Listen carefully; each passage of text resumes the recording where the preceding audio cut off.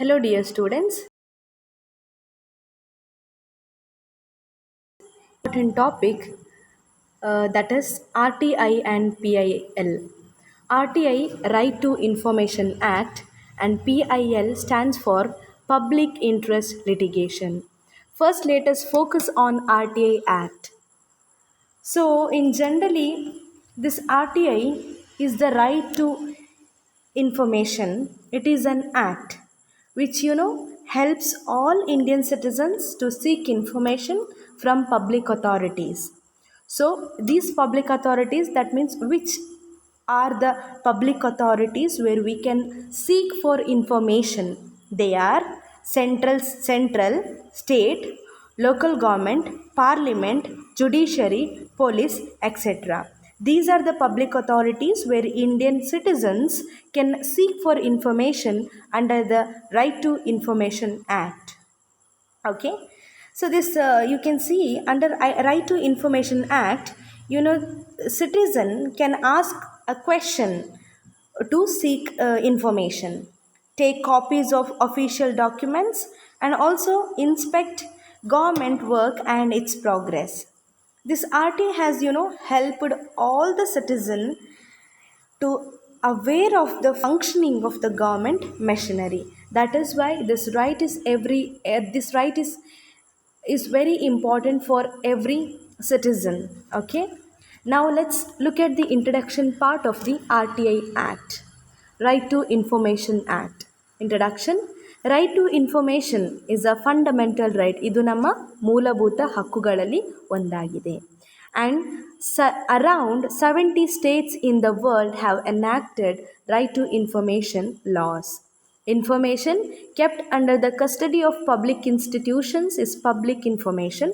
So hence all the people have every right to get the information from the public authorities, or they have the right to seek for information which is related to the public authorities. Now, Universal Declaration of Human Rights, International Covenant on Civil and Political Rights, and Universal Declaration on Democracy accepted the importance of the freedom of information. So, the Supreme Court of India has also interpreted Article 19(1) of the Constitution, which upholds freedom of speech, and that Article 19 stands for freedom of speech and expression, which imply the right to receive and impart information. RTI Act is a landmark legislation of Indian Parliament for the enhancement of democracy, human rights, transparency, accountability and good governance. ಈಗ ನಾವು ಕನ್ನಡದಲ್ಲಿ ಮಾಹಿತಿ ಹಕ್ಕು ಅಂತ ಹೇಳ್ತೇವೆ. ಈ ಮಾಹಿತಿ ಹಕ್ಕು ಕಾಯ್ದೆ ಎನ್ನುವುದೇನಿದೆಯೋ ಅದೊಂದು ಮೂಲಭೂತ ಹಕ್ಕು. ನಾನು ಈಗಾಗಲೇ ತಿಳಿಸಿದೆ ನಿಮಗೆ. ಹಾಗಾಗಿ ಪ್ರಪಂಚದ ಅನೇಕ ರಾಷ್ಟ್ರಗಳು ಅದಕ್ಕಾಗಿ ಶಾಸನವನ್ನು ಸಹ ಇಂದು ರೂಪಿಸಿವೆ. ಈಗ ಸಾರ್ವಜನಿಕ ಸಂಸ್ಥೆಗಳ ವಶದಲ್ಲಿರುವಂತಹ ಮಾಹಿತಿಯು ಸಾರ್ವಜನಿಕ ಸ್ವತ್ತಾಗಿದೆ. ಹಾಗಾಗಿ ಅದನ್ನು ಪಡೆಯುವ ಹಕ್ಕು ನಮ್ಮೆಲ್ಲರದು ಸಹ ಅಲ್ವಾ, ಪ್ರತಿಯೊಬ್ಬ ನಾಗರಿಕನ ಹಕ್ಕು ಅದು.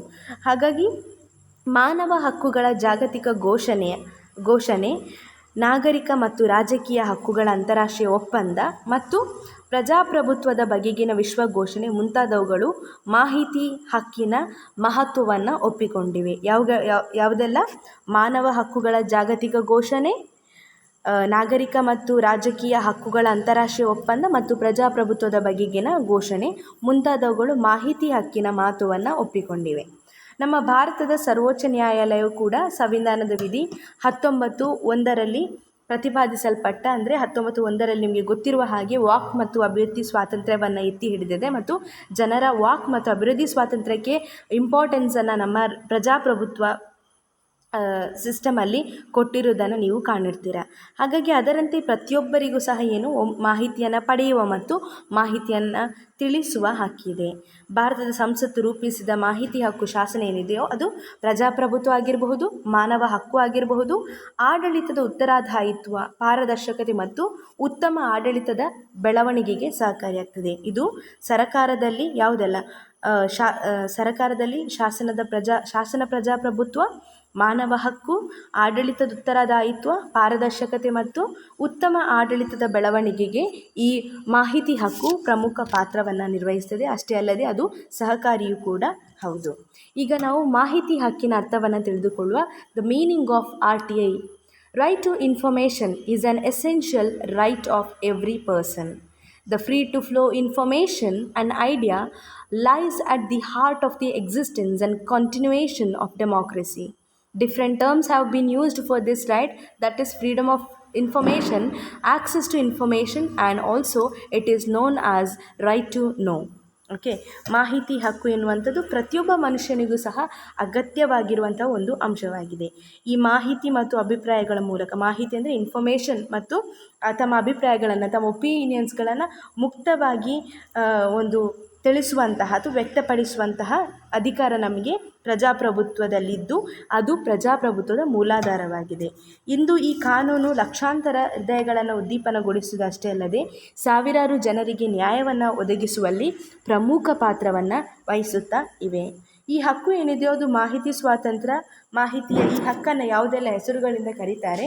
ಒಂದು ಮಾಹಿತಿ ಸ್ವಾತಂತ್ರ್ಯ ಅಂತ ಹೇಳ್ತಾರೆ, ಮಾಹಿತಿಯ ಬಾಗಿಲು ಅಂತ ಹೇಳ್ತಾರೆ, ಮತ್ತೊಂದು ಮಾಹಿತಿಗಳನ್ನು ತಿಳಿಯುವ ಹಕ್ಕು ಎಲ್ಲರಿಗೂ ಇರುವುದರಿಂದಾಗಿ ಅದನ್ನು ಮಾಹಿತಿಯನ್ನು ತಿಳ್ಕೊಳ್ಳುವ ಹಕ್ಕು ಎಂಬುದಾಗಿ ಈ ಒಂದು ಮಾಹಿತಿ ಹಕ್ಕನ್ನು ನಾವು ಡಿಸ್ಕ್ರೈಬ್ ಮಾಡ್ತೇವೆ.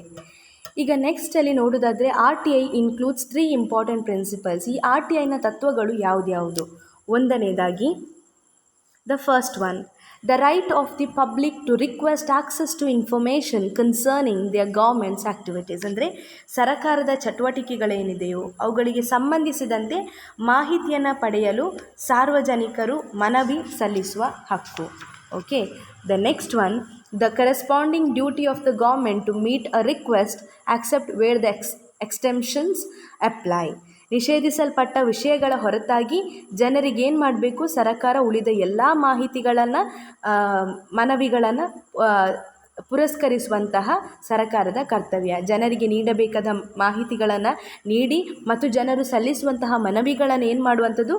ಸ್ವೀಕರಿಸಿ ಅವುಗಳಿಗೆ ಉತ್ತರವನ್ನು ನೀಡುವಂತಹ ಸರಕಾರದ ಕರ್ತವ್ಯದ ಬಗ್ಗೆ ಈ ಮಾಹಿತಿ ಹಕ್ಕು ತಿಳಿಸ್ತದೆ.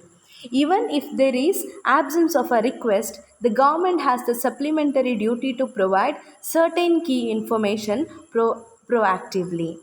ಜನರ ಕೇಳಿಕೆ ಇರದಿದ್ದರೂ ಸರಕಾರವೇ ಕೆಲವೊಂದು ಪ್ರಮುಖ ಮಾಹಿತಿಗಳನ್ನು ಸಾರ್ವಜನಿಕರ ಸಲುವಾಗಿ ನೀಡಬೇಕಾಗಿದೆ, ವಿಚ್ ಇಸ್ ವೆರಿ ಇಂಪಾರ್ಟೆಂಟ್.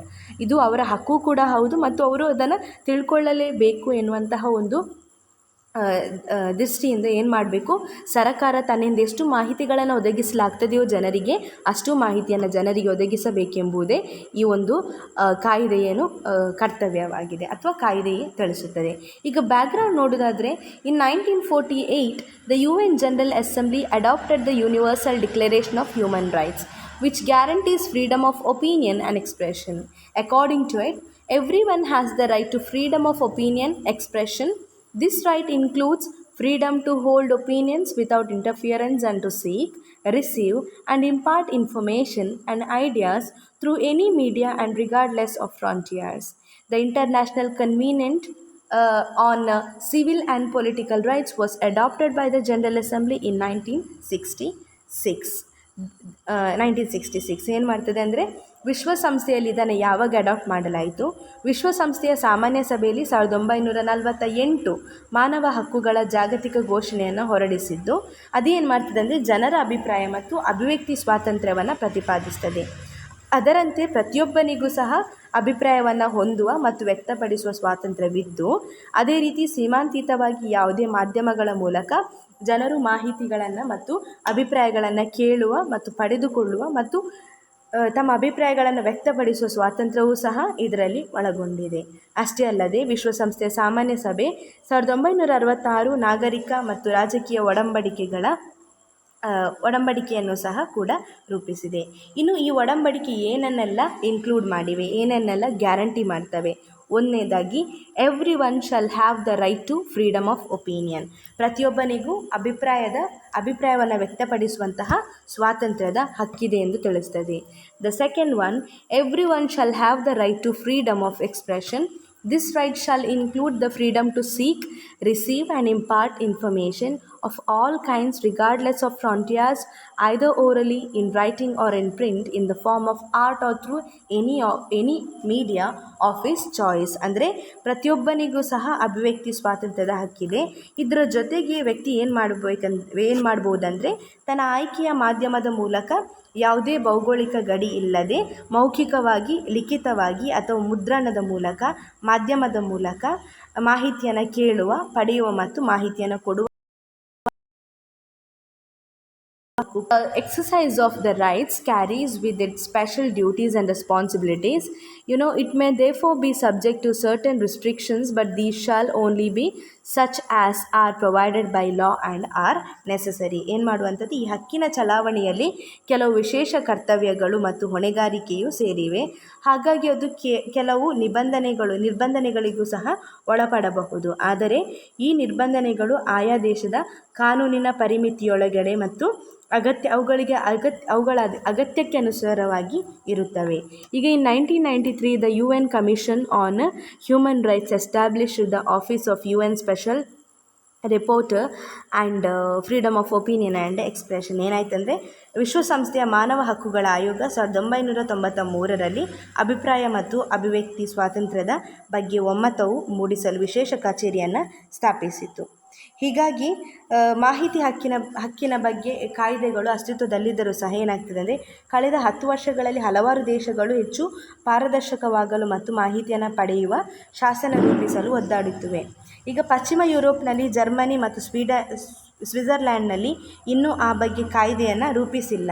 ಈಗ ಕೇಂದ್ರ ಮತ್ತು ಪೂರ್ವ ಯುರೋಪ್ನಲ್ಲಿ ಎಲ್ಲ ದೇಶಗಳು ಕೂಡ ಪ್ರಜಾಸತ್ತಾತ್ಮಕ ವ್ಯವಹಾರದ ಭಾಗವಾಗಿ ಮಾಹಿತಿ ಹಕ್ಕಿನ ಬಗ್ಗೆ ಶಾಸನವನ್ನು ರೂಪಿಸಿವೆ. ಹಾಗಾಗಿ ನಮ್ಮ ಏಷ್ಯಾದಲ್ಲಿ 10 ರಿಂದ 15 ರಾಷ್ಟ್ರಗಳು ಈ ಬಗ್ಗೆ ಕಾನೂನನ್ನು ರೂಪಿಸಿವೆ ಅಥವಾ ರೂಪಿಸುವ ಪ್ರಕ್ರಿಯೆಯಲ್ಲೂ ಸಹ ತೊಡಗಿಕೊಂಡಿವೆ.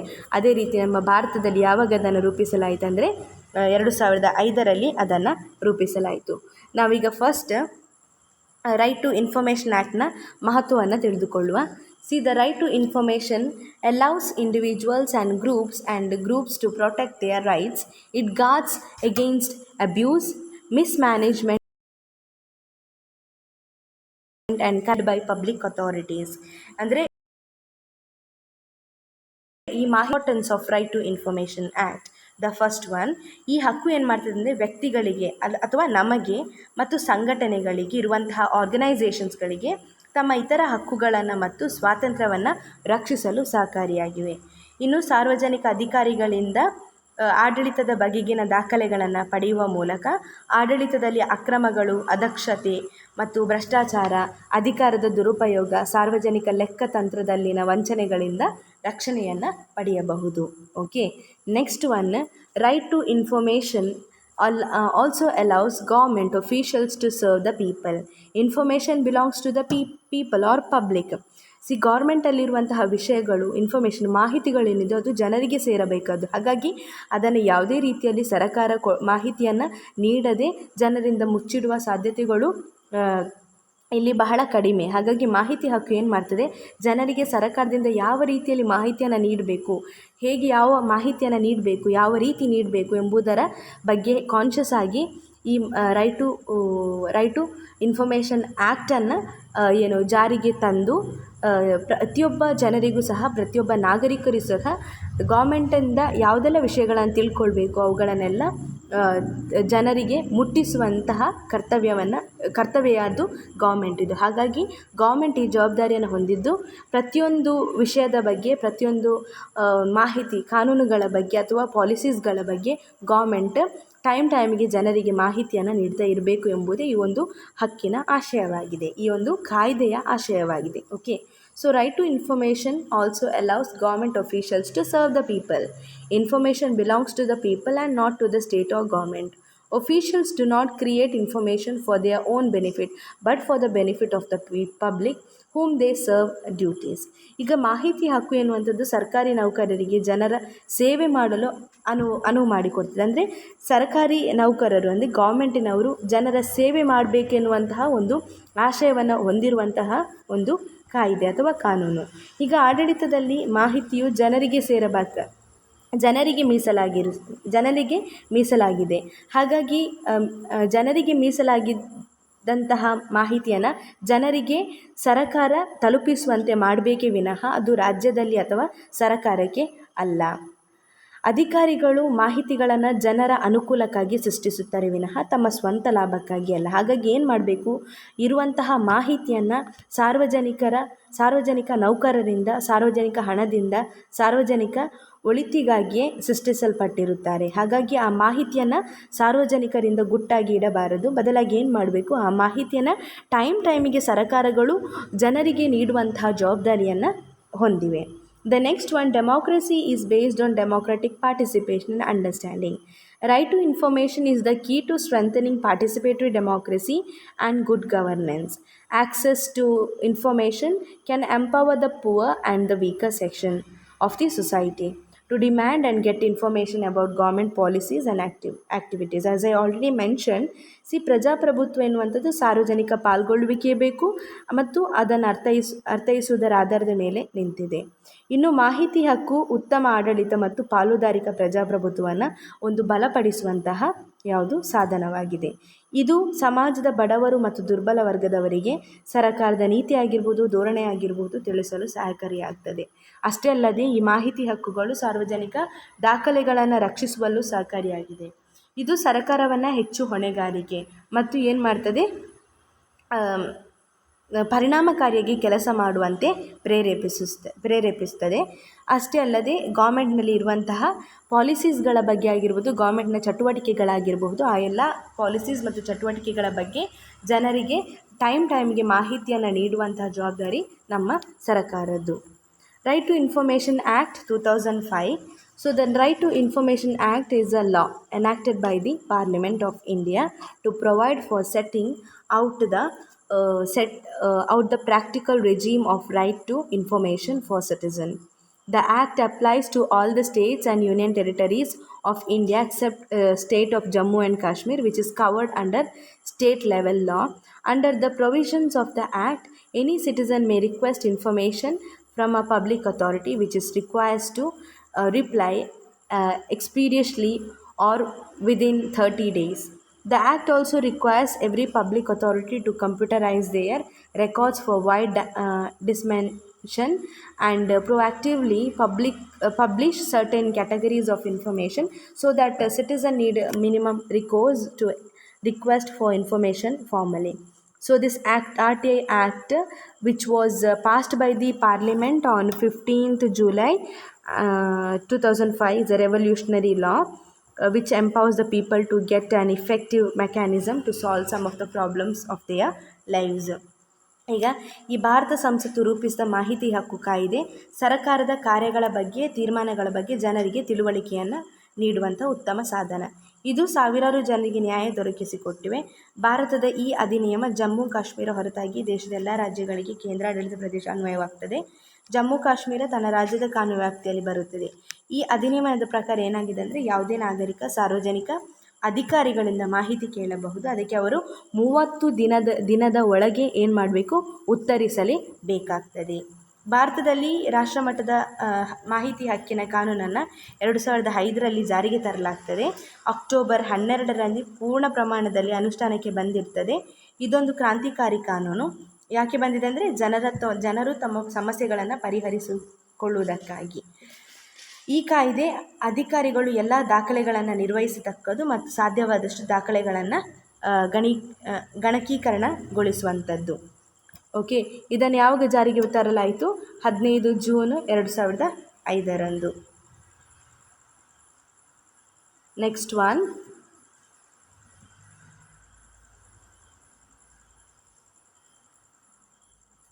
ಇಲ್ಲಿ 15 June, this was passed in 15th June 2005 and it came into existence in October 12, 2005.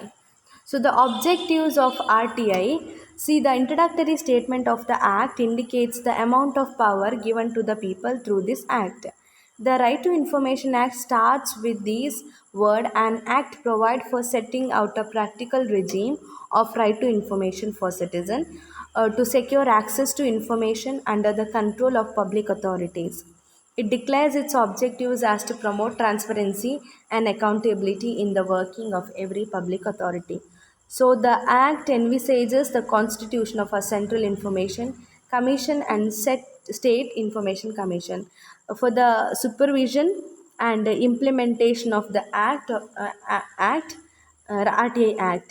So this act came into existence on October 12th, 2015. Okay, it was passed in July 15, 2005. July 15, 2005, but came into existence on October 12, 2005. And next we have definition of the RTI.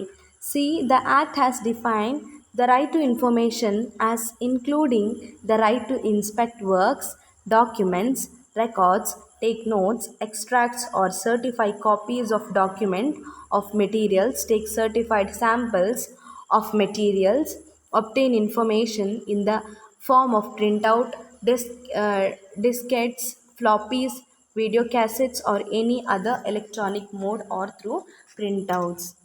Okay, ಏನು ಮಾಡುವಂಥದ್ದು ಈ ಮಾಹಿತಿ ಹಕ್ಕು ಎಂದರೆ ಸಾರ್ವಜನಿಕ ಪ್ರಾಧಿಕಾರವು ಹೊಂದಿರುವ ಮಾಹಿತಿಯನ್ನು ಅಥವಾ ಅದರ ವ್ಯಾಪ್ತಿಯಲ್ಲಿ ಇರುವಂತಹ ಮಾಹಿತಿಯನ್ನು ಪಡೆಯುವ ಹಕ್ಕು. ಈ ಕೆಳಗಿನ ವಿಷಯವು ಮಾಹಿತಿ ಹಕ್ಕಾಗಿರ್ತದೆ. ಕೆಲಸಗಳನ್ನು ದಾಸ್ತಾನುವೇಜನ್ನು ದಾಖಲೆಗಳನ್ನು ಪರಿಶೀಲಿಸುವ ಹಕ್ಕು, ದಾಖಲೆಗಳು ಮತ್ತು ದಾಸ್ತಾವೇಜುಗಳು ಟಿಪ್ಪಣಿ ಮಾಡಿಕೊಳ್ಳುವ ಅಥವಾ ಅವುಗಳ ದೃಢೀಕರಿಸಿದ ಪ್ರತಿಗಳನ್ನು ಪಡೆದುಕೊಳ್ಳುವ ಹಕ್ಕು, ಸಂಬಂಧಪಟ್ಟ ವಿಷಯ ಸಾಮಗ್ರಿಯ ದೃಢೀಕರಿಸಿದ ಮಾದರಿ ಪ್ರತಿಗಳನ್ನು ಪಡೆಯುವ ಹಕ್ಕು, ಮಾಹಿತಿಯನ್ನು ಯಾವುದೇ ರೂಪದಲ್ಲಿ ಬೇಕಾದರೂ ಪಡೆಯಬಹುದು. ಅದು ಮುದ್ರಿತ ಮಾಹಿತಿ ಆಗಿರ್ಬೋದು, ಡಿಸ್ಕೆಟ್ಸ್ ಆಗಿರ್ಬೋದು, ಟೇಪ್ಗಳಾಗಿರ್ಬೋದು, ವಿಡಿಯೋ ಕ್ಯಾಸೆಟ್ ಅಥವಾ ಗಣಕಯಂತ್ರ ಅಥವಾ ಇನ್ಯಾವುದೇ ಸಾಧನಗಳ ಮೂಲಕ ಶೇಖರಿಸಿಟ್ಟರೆ ಅಂತಹ ಮುದ್ರಿತ ಪ್ರತಿಯನ್ನು ಪಡೆಯುವ ಹಕ್ಕು ಈ ಮಾಹಿತಿ ಹಕ್ಕಾಗಿರುತ್ತದೆ. ಈ ಅಧಿನಿಯಮ ಮಾಹಿತಿ ಹಕ್ಕಿನ ಕುರಿತಾಗಿದೆ. ಹಾಗಾಗಿ ವಿನಃ ದಾಖಲೆಗಳು ಅಥವಾ ದಾಸ್ತಾವೇಜುಗಳು ಕುರಿತದ್ದಲ್ಲ. ಈ ಕಾಯ್ದೆ ಏನಿದೆಯೋ 8ರ ಸೆಕ್ಷನ್ ಪ್ರಕಾರ ಮಾಹಿತಿಯು ಈ ಕೆಳಗಿನ ಪ್ರಮುಖ ವಿಷಯಗಳನ್ನು ಒಳಗೊಂಡಿರ್ತದೆ. So it is 2(8). So the Act confers a right to information rather than just records or documents. As per the section 2(8) of RTI Act, information means any material in any form includes records, documents, memos, emails, opinions, advices, press, samples, models, data, material held in electronic form and information relating to any private body which can be accessed by a public authority under any other law for the time being in force.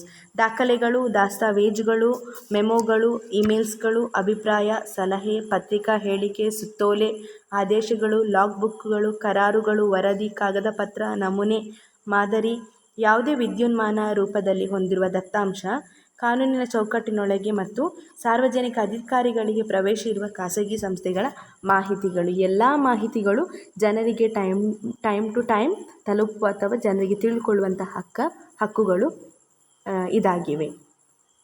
Next one problems of ಯಾವ ರೀತಿಯ ಸಮಸ್ಯೆ ಅಥವಾ ನ್ಯೂನತೆಗಳನ್ನು ಈ ಕಾಯ್ದೆ ಹೊಂದಿದೆ.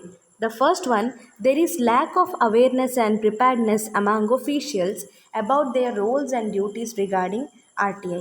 ಅಂದರೆ ಮಾಹಿತಿ ಹಕ್ಕು ಶಾಸನದನ್ವಯ ತಾವು ನಿರ್ವಹಿಸಬೇಕಾದ ಕರ್ತವ್ಯ ಮತ್ತು ಪಾತ್ರದ ಬಗ್ಗೆ ಅಧಿಕಾರಿಗಳಲ್ಲಿ ಸರಿಯಾದ ಒಂದು ತಿಳುವಳಿಕೆ ಇಲ್ಲ. ಹಾಗಾಗಿ ಅವರಿಗೆ ತಿಳುವಳಿಕೆ ಇಲ್ಲದಿದ್ದಾಗ ಹೇಗೆ ಅದನ್ನು ಜನರಿಗೆ ಕನ್ವೆ ಮಾಡ್ತಾರೆ. So this is also one of the problem.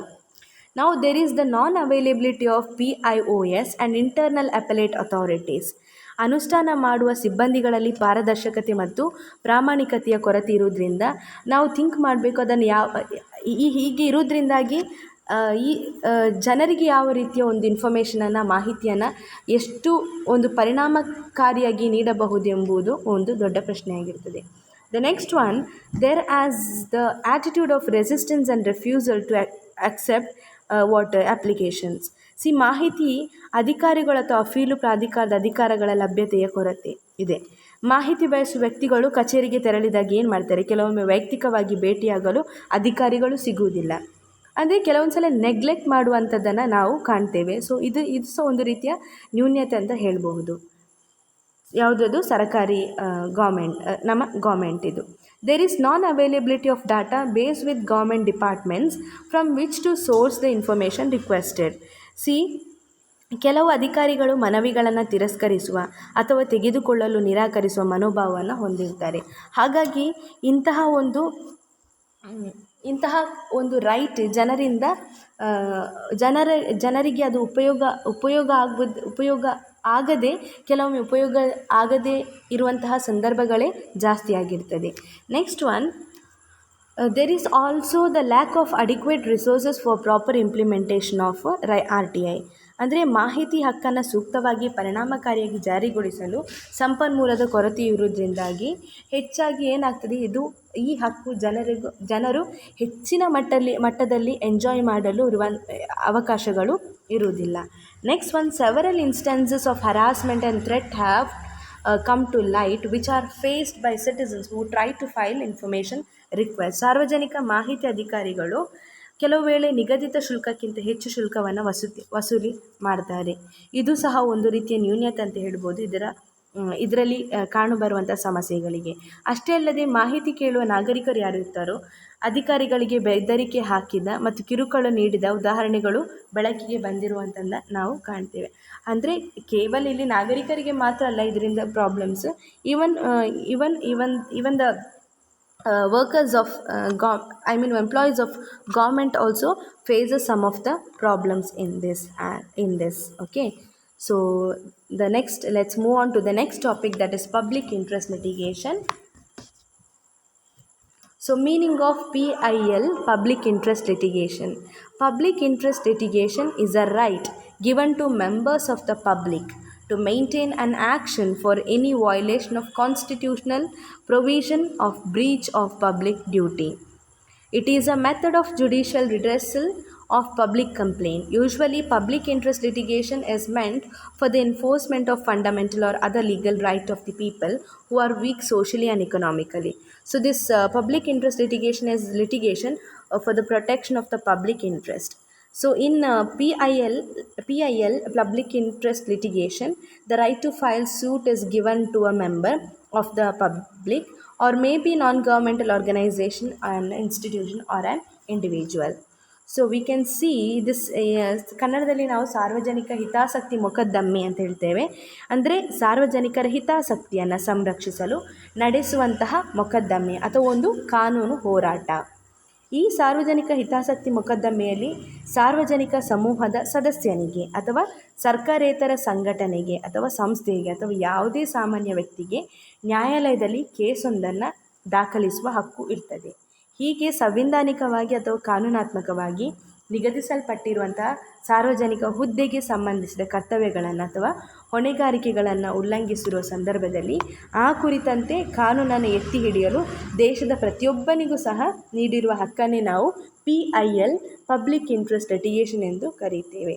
ಇದು ಸಾರ್ವಜನಿಕ ದೂರಿನ ಕುರಿತಂತೆ ನ್ಯಾಯಿಕ ವಿಧಾನದ ಮೂಲಕ ಪರಿಹಾರ ಕಂಡುಕೊಳ್ಳುವಂತಹ ಒಂದು ವಿಧಾನ. ಇದು ಸಾರ್ವಜನಿಕ ದೂರಿನ ಕುರಿತಂತೆ ನ್ಯಾಯಿಕ ವಿಧಾನವನ್ನು ಹೊಂದಿರುವ ಮೂಲಕ ಪರಿಹಾರ ಕಂಡುಕೊಳ್ಳುವಂತಹ ವಿಧಾನವಾಗಿದೆ. The concept of PIL is in accordance with the objectives enshrined in Article 39A of the Constitution of India, which protect and deliver prompt social justice with the help of law. PIL ಎಂಬ ಪರಿಕಲ್ಪನೆ ಸಂವಿಧಾನದ 39A ಎಂಬ ವಿಧಿಯಲ್ಲಿ ಪ್ರಸ್ತಾಪಿಸಲಾಗಿರುವಂತೆ ಕಾನೂನಿನ ಬಳಕೆಯ ಮುಖಾಂತರ ಸಾರ್ವಜನಿಕರಿಗೆ ಸಾಮಾಜಿಕ ನ್ಯಾಯವನ್ನು ಸಂರಕ್ಷಿಸುವ ಮತ್ತು ಅದನ್ನು ದೇಶದ ಎಲ್ಲ ಪ್ರಜೆಗಳಿಗೆ ವಿಳಂಬವಿಲ್ಲದೆ ದೊರಕುವಂತೆ ಮಾಡುವ ಭರವಸೆಗೆ ಪೂರಕವಾಗಿದೆ. ಈಗ ನೆಕ್ಸ್ಟ್ ನಾವು ಅದರ ಉದ್ದೇಶವನ್ನು ನೋಡಿಕೊಳ್ಳುವ. It provides a platform for projecting social values for those who do not have a formal access or voice in the policy and making process.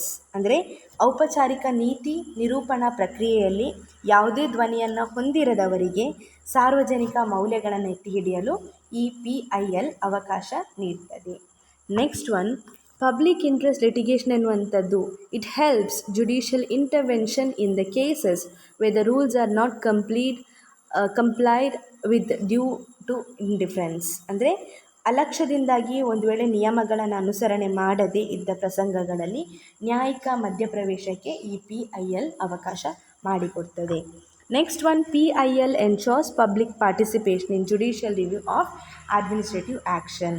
ಇದು PIL ಎಂಬುದು ಆಡಳಿತಾತ್ಮಕ ಕ್ರಿಯಾವೊಂದರ ಕುರಿತಾದ ಕಾನೂನಿನ ಪುನರ್ವಿಮರ್ಶೆ ಅಥವಾ ಪರಾಮರ್ಶೆಯ ಭರವಸೆಯನ್ನು ನೀಡ್ತದೆ.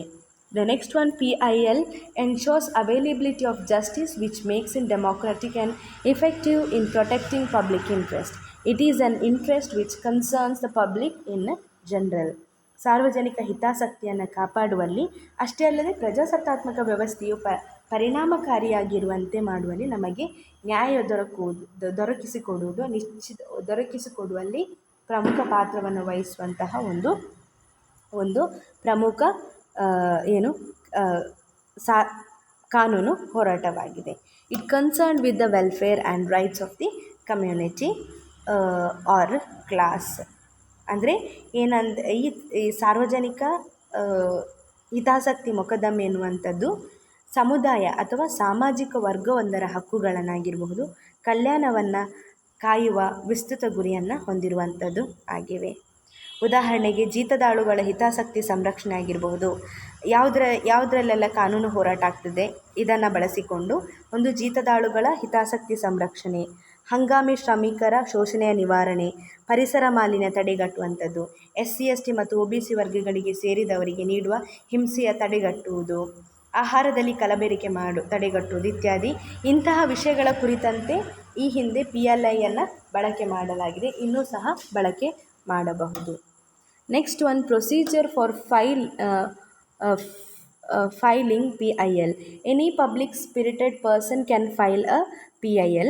It is not necessary that a petitioner has suffered some injury of his own or has had personal grievance. A PIL can be filed in any high court or directly to the Supreme Court as well. However, the courts can admit a PIL even if it is not made in the manner of a formal complaint. So the court can initiate a PIL even on receiving letter addressed to the court with or without affidavit. Once a PIL has been filed, it cannot be subsequently withdrawn. ಅಂದರೆ ಸಾರ್ವಜನಿಕ ಸ್ಫೂರ್ತಿಯ ಯಾವುದೇ ವ್ಯಕ್ತಿಯು PIL ಹೂಡಬಹುದು. ಹಾಗೆ ಮೊಕದ್ದಮೆ ಹೂಡುವಾತನಿಗೆ ವೈಯಕ್ತಿಕವಾಗಿ ಅನ್ಯಾಯವಾಗಿರಬೇಕಾದ ಅಥವಾ ಆತ ವೈಯಕ್ತಿಕವಾಗಿ ತೊಂದರೆಗೊಳಗಾಗಿರಬೇಕಾದ ಅಗತ್ಯವಿರುವುದಿಲ್ಲ. ಈಗ PIL ಅನ್ನು ರಾಜ್ಯದ ಉನ್ನತ ನ್ಯಾಯಾಲಯದಲ್ಲಿ ಅಥವಾ ದೇಶದ ಪರಮೋನ್ನತ ನ್ಯಾಯಾಲಯದಲ್ಲಿ ದಾಖಲಿಸಬಹುದು. ಇದನ್ನು ನ್ಯಾಯಾಲಯ ಯಾವುದೇ ದೂರನ್ನು ನೀಡಬೇಕಾದ ಔಪಚಾರಿಕ ಕ್ರಮದಲ್ಲಿ ಮಾಡಿಲ್ಲದಿದ್ದರೂ ಸ್ವೀಕರಿಸಬಹುದು. ಅಂದರೆ ಒಂದು ವೇಳೆ ಕೇಸನ್ನು ಫೈಲ್ ಮಾಡುವಾಗ ಅದು ಔಪಚಾರಿಕ ಕ್ರಮದಲ್ಲಿ ಇಲ್ಲದಿದ್ದರೂ ಸಹ ಈ ಕೇಸನ್ನು ನ್ಯಾಯಾಲಯ ಸ್ವೀಕರಿಸಲೇಬೇಕಾಗ್ತದೆ. ಅಫಿಡವಿಟ್ ಸಹಿತವಾಗಿ ಅಥವಾ ಅದಿಲ್ಲದೆ ನ್ಯಾಯಾಲಯಕ್ಕೆ ಬರೆದುಕೊಳ್ಳದ ಪತ್ರದ ಪ್ರಕಾರವೂ ನ್ಯಾಯಾಲಯ ತಾನಾಗಿಯೇ PILಗೆ ಚಾಲನೆಯನ್ನು ನೀಡಬೇಕು. ಒಮ್ಮೆ ಇದನ್ನು ಹೂಡಿದ ನಂತರ ಮತ್ತೆ ಹಿಂತೆಗೆದುಕೊಳ್ಳುವ ಹಾಗೆ ಇಲ್ಲ. So this is the procedure for filing PIL. Next, abuse of PIL. The judiciary has to be extremely careful to see that in the name of public interest there should not be a personal or private interest involved.